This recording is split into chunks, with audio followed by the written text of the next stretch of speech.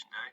So I'm just going to make a quick video for you guys to watch, and then it should assist you in answering some of the unit review questions which have been set for later in the lesson. So we've already looked at simple machines, and that's what your last practical report was all about, and I've finished marking those now, so your grades will be available shortly. But basically a simple machine is something that will make our life easier. So we can do it by changing the amount of force that's acting, by making things speed up, or by changing the direction of a force. So they use an example of a car jack. Now, if I tried to lift a car, I'm pretty strong, but I still probably wouldn't be able to lift it without using a car jack.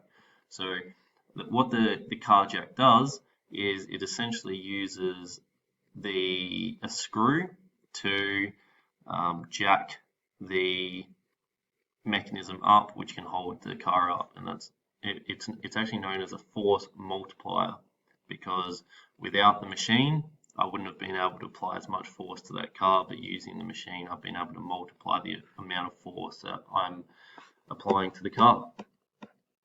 Another example of a simple machine is a egg beater. So this is an example of a time where the machine is helping something move quicker. So as we spin the wheel here, we know that the bottom part can spin quicker, which can then whip cream perhaps, or maybe for some other use like beating eggs. Again, there's been an increase in speed that I wouldn't have been able to achieve without the egg beater, therefore that was an example of a speed multiplier. An example of where a simple machine can change the direction of a force. They've got a picture of a float here. Now, this man here is controlling the float, and I think there's another person on the other side controlling it.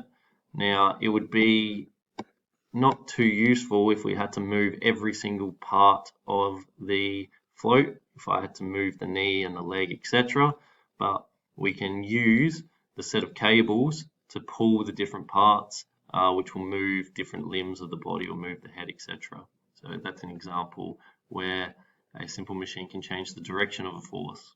Now, we've already looked at levers very briefly last week. You might have remembered the catapult that you guys made, where you were launching the marshmallows as far as you could, and we began discussing what a lever is. So again, a lever is a type of a simple machine, and remember we were introduced to this terminology of fulcrum. So the fulcrum is the point by which the lever rotates about. So here you can see that this girl is trying to lift some type of load, which looks like a rock or maybe a tree stump, and the fulcrum is the point where her crowbar, being the lever of the simple machine, is going to rotate about. Now, she's applying an effort force downwards, pushing against the rotating point, so then she can lift that load.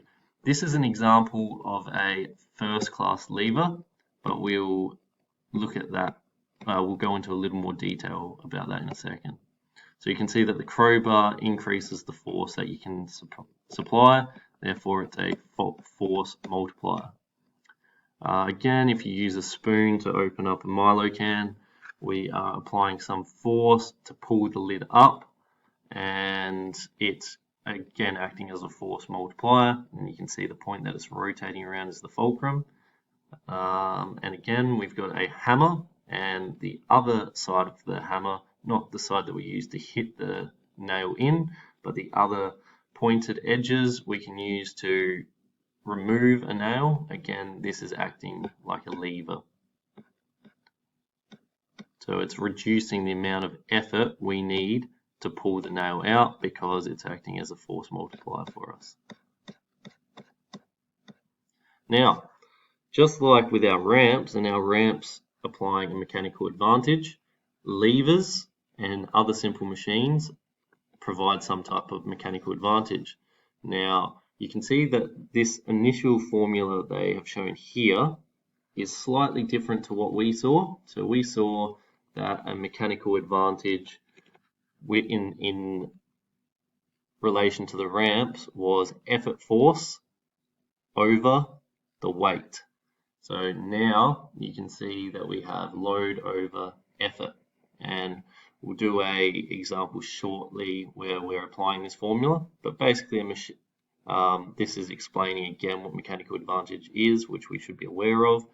A machine which has a mechanical advantage of 2 allows you, that means that you're able to lift twice the load that you'd be able to normally lift, and you can use half the force, or otherwise you could think of it as using half the force you would otherwise need to do a particular job.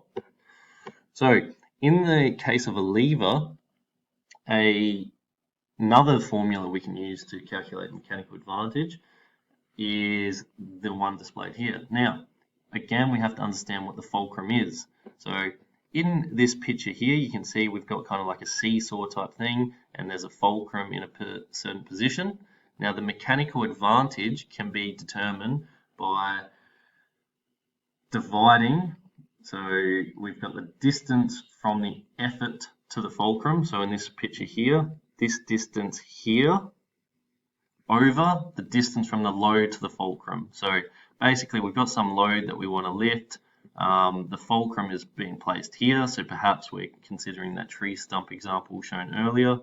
The effort is applied on this side of the lever, and whatever that distance between where that effort's being applied to the fulcrum, that's what's going to go on the top of this equation. And then the distance between the fulcrum and the load, which is very short, goes on the bottom.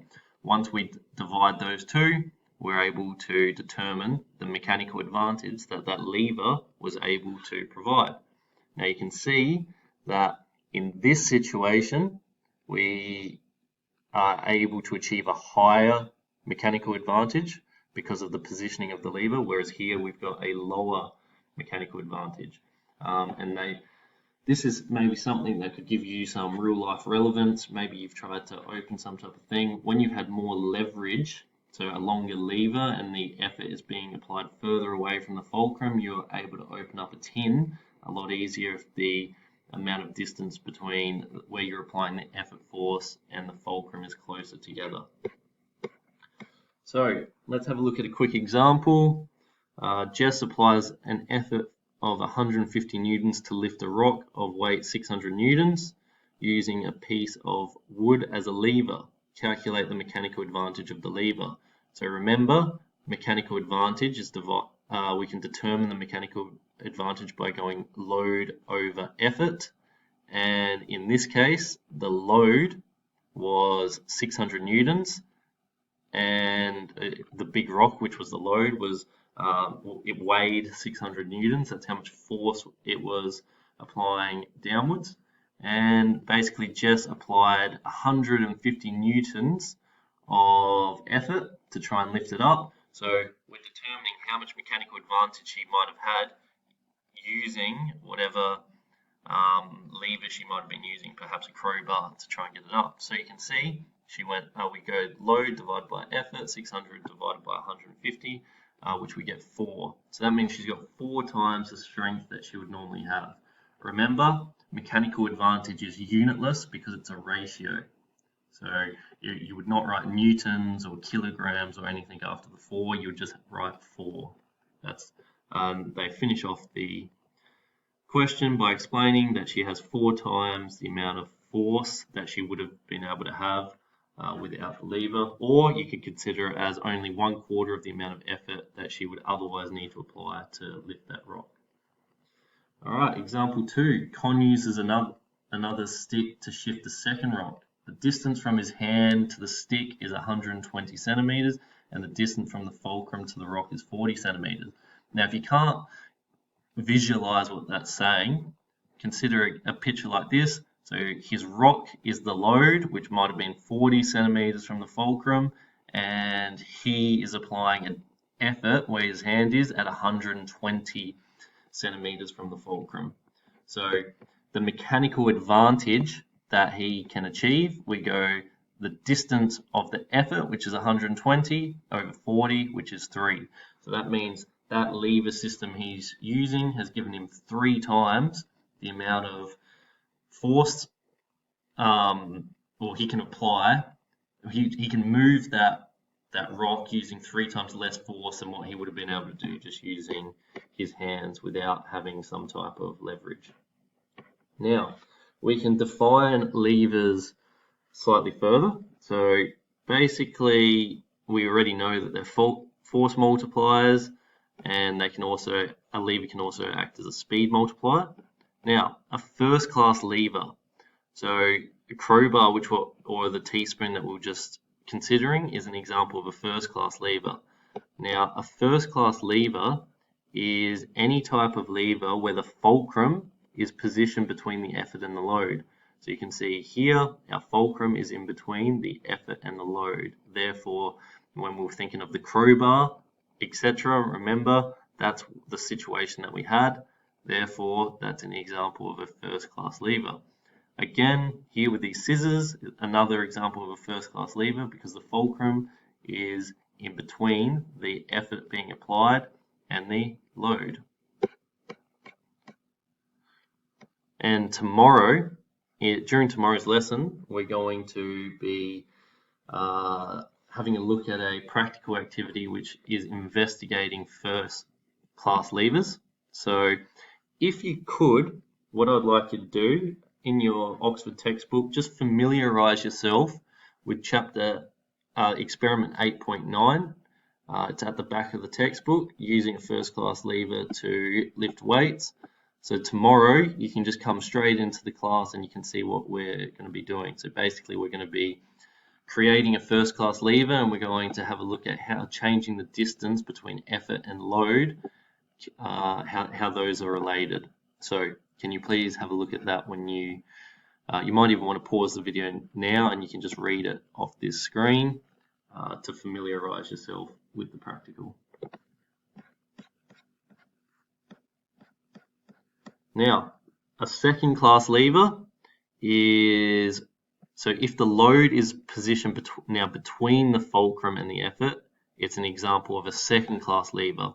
So a wheelbarrow is an example of this. So you can see the fulcrum is here, the load is in between where the effort is being applied. It's probably easier it's a little bit difficult to see when he's already pulled it up, but if it was laying flat on the floor, you could see that the load would be in between where he's applying his effort and where the load is. So that's an example of a second class lever. And again, the wheelbarrow is acting as a force multiplier. By lifting the end with the handles at a greater distance, then he can apply more force with the same amount of effort. So again, same type of thing with the leverage. And here's a more simplistic picture of a second class lever. So you can see the fulcrum's here, the load is in between where the effort is being applied and where the fulcrum is. A nutcracker is another example of a second class lever because, again, the load which is pushing out with the nut is in between the fulcrum and where the effort is being applied.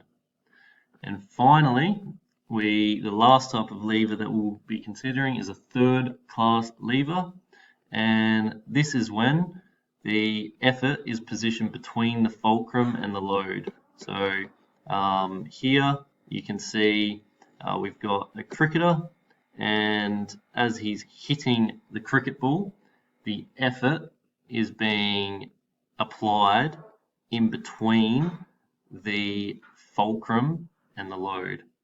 Some other examples of third class levers, tennis rackets, golf clubs, same type of principle, and they're used as speed multipliers because it allows us to hit balls at higher speed.